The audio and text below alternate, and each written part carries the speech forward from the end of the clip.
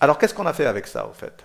Ce qu'on a fait, c'est trois choses très intéressantes. La première, c'est que la dette, parce qu'on avait peur de la dette.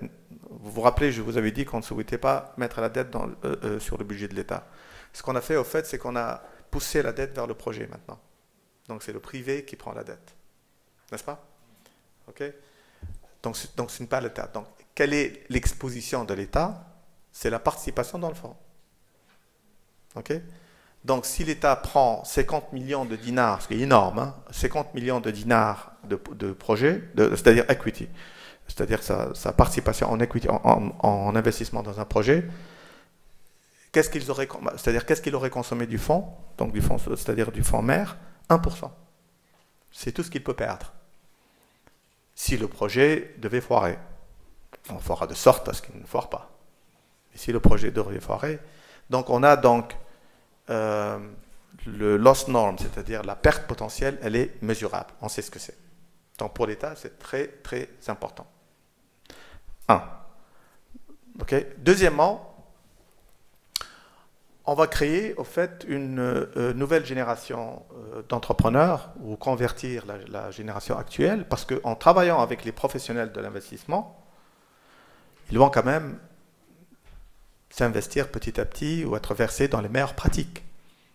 Ils vont comprendre ce que c'est qu'un stress testing sur un business model, par exemple. Ils vont discuter, et négocier et débattre des zones de risque d'un projet. Et c'est pour ça que c'était très important de mettre vraiment des professionnels de très haut niveau. À bon entendeur, salut. Voilà. Donc, il faudrait qu'on les retrouve.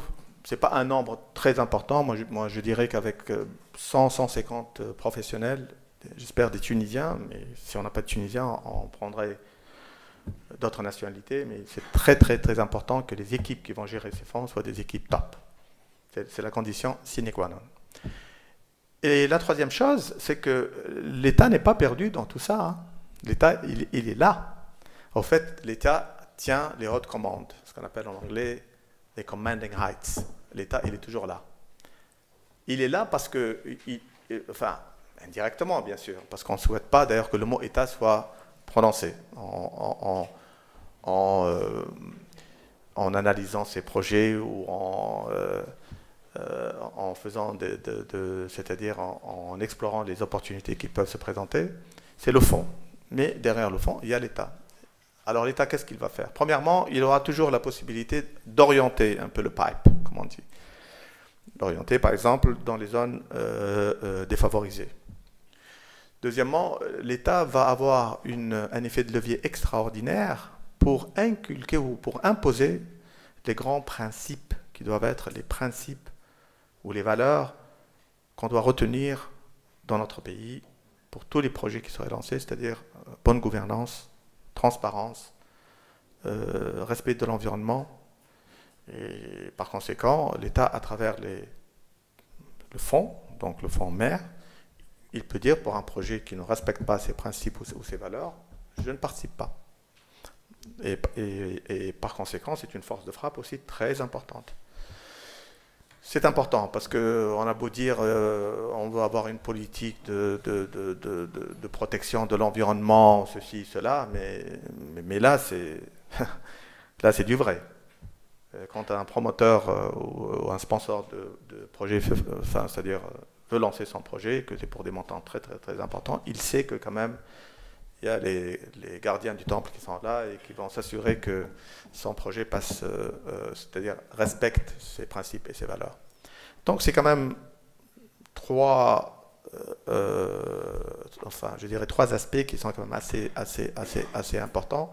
Surtout le premier concernant l'endettement. Vous savez, à Tunis, il y a eu des manifestations, hein, des jeunes qui, en regardant un peu trop la télévision, et puis, quand on regarde la télévision, qu'est-ce qu'on voit ces jours-ci? La Grèce. Et par conséquent, ils n'ont pas souhaité que la Tunisie devienne la Grèce de demain. Ils ont fait des manifestations en pensant que, quand ils m'ont vu aller participer aux réunions du G8, et je sais que je reviens avec plein d'endettement dans ma sacoche. La vérité, c'est qu'on n'a pas encore reçu un sou, mais ne le dites à personne. Bon. Alors, Donc, c'est un peu ça l'idée de ce fonds générationnel. Donc, avec ces deux, ce que j'appelle les réacteurs de l'avion, ou les turbos qu'on met dans l'économie, c'est ça la différence entre notre plan, le plan Jasmin.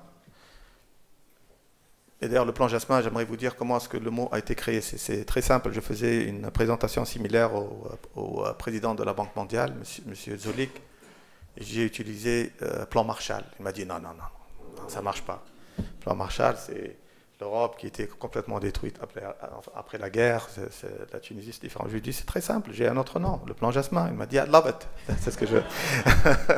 et depuis lors, c'est le plan Jasmin. Voilà. Je ferme la parenthèse.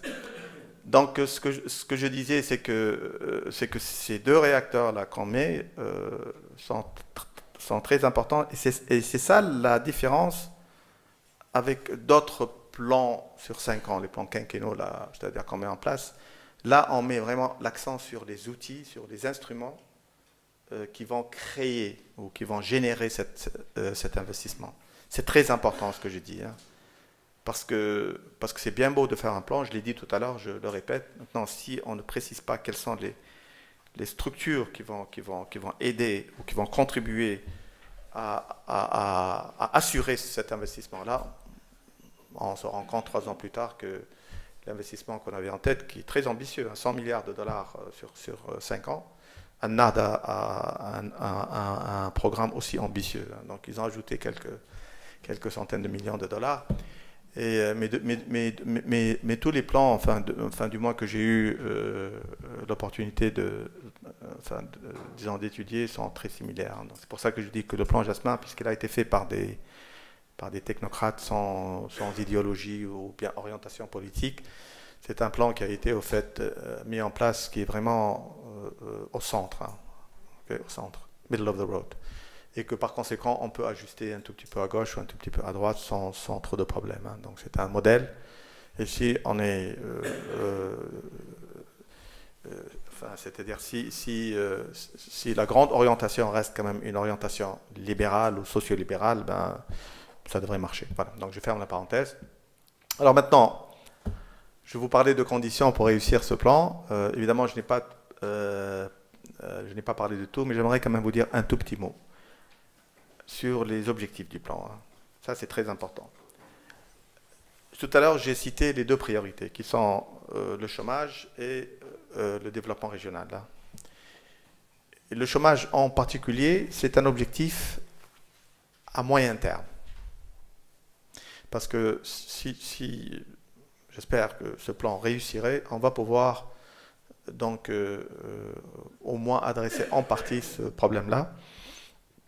Mais l'objectif à long terme, moyen et long terme, est très différent. L'objectif à moyen et long terme, c'est d'augmenter le contenu technologique de notre économie. C'est vraiment ça l'objectif. L'objectif ultime, c'est ça. Qu'est-ce que ça veut dire ? Le contenu technologique aujourd'hui de nos exportations en Tunisie, c'est 25%. C'est très faible. On souhaite, d'ailleurs pour ceux qui ont l'occasion d'étudier le plan, on souhaite augmenter ça à 50 à 60%. C'est ambitieux, mais il faut le faire. Alors qu'est-ce que ça veut dire ? Là, on peut parler pendant quelques heures de ce sujet qui est vraiment critique. Hein. On peut le faire de 2 manières, soit en encourageant les investissements qui ont un contenu technologique important, soit, et c'est le plus important, en encourageant l'innovation et la technologie chez nous. Okay ? C'est-à-dire, ce qu'on veut, au fait, c'est passer d'une économie de transformation à une économie de connaissance. Knowledge-based economy. C'est cette transformation-là qu'on doit pouvoir assurer dans les 7 ans à venir. C'est très important. Parce que ceci aura des répercussions très importantes, non seulement sur l'épargne nationale. Je m'explique. Si vous importez du tissu, de l'Europe par exemple, ou de l'Asie, et qu'avec ces tissus, vous faites des jeans, ou des pantalons, ou des chemises, vous allez importer à 10 dinars, et vous allez exporter à 12 dinars. La valeur ajoutée est de 2 dinars. Enlevez de cela les coûts de production, etc., vous n'allez pas trouver grand-chose qui reste dans l'économie. Qu'est-ce que vous avez fait au fait? Vous avez créé de l'emploi. Et c'est un peu ça ce qui se passe en Tunisie aujourd'hui. J'exagère un tout petit peu, mais pas beaucoup.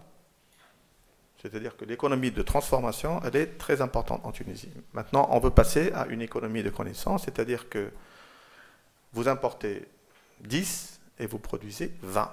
Si vous produisez 20, même si ça vous prend 2 ou 3 pour couvrir les coûts de production, etc., il vous resterait quand même 7. Les 7 vont renforcer l'épargne nationale et par conséquent va donner d'autres sources de refinancement de l'économie, c'est-à-dire d'autres opportunités d'investissement. C'est très important. Et puis, quand on passe à cette économie de connaissance, évidemment, on est en diapason avec ce qui se passe dans le monde, on est à la page. Okay? On ne reste pas une économie, on va en Tunisie juste pour profiter d'une main-d'œuvre bon marché. C'est fini, ça. Il faut que ça finisse. Les Tunisiens ont assez de compétences, je sais, puisqu'il y a beaucoup de Tunisiens ici, et qui peuvent donc contribuer à faire de cette économie une économie de connaissance. Peut-être que je dirai 2 petits mots tout à l'heure, parce que c'est un sujet passionnant, pour vous dire qu'est-ce qu'on est en train de faire pour favoriser cela. Okay.